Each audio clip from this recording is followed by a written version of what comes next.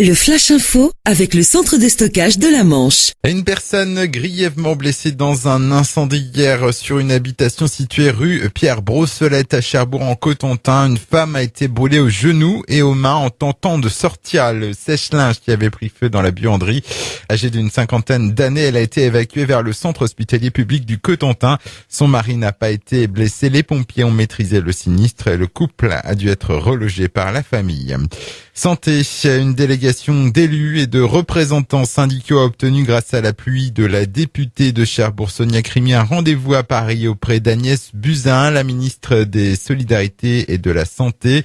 Il s'agira d'évoquer les problématiques de l'hôpital de Cherbourg et de la médecine de ville, ainsi que celle du SMUR de l'hôpital de Valognes. Le rendez-vous est pris le mardi 20 mars à 17h30.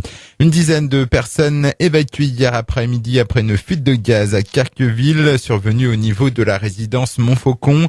À l'origine de cette fuite, un engin de chantier qui a percé une canalisation lors de travaux de pose de fibres. Les techniciens de GRDF sont intervenus sur place.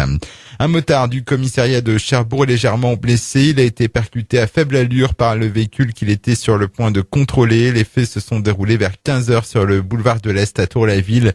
Le fonctionnaire de police a été légèrement touché à la main et au cou. Il a été transporté au centre hospitalier Pasteur pour examen. L'affiche du festival Jazz en B de plus en plus alléchante. Après Célassou, Julie Eriksen et Mélodie Gardot, c'est Kezia Jones qui est annoncé par les organisateurs. Avec son style mêlant blues et funk, le chanteur-guitariste connu pour avoir débuté sa carrière dans le métro parisien se produira le samedi 28 juillet sur la scène du jardin Christian Dior à Granville.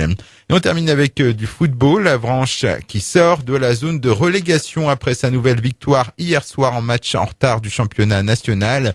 Les Sud-Manchois s'imposent 1-0 face à Créteil dans leur stade René Fenouillère et sur une pelouse gelée. Avranches remonte à la 14e place.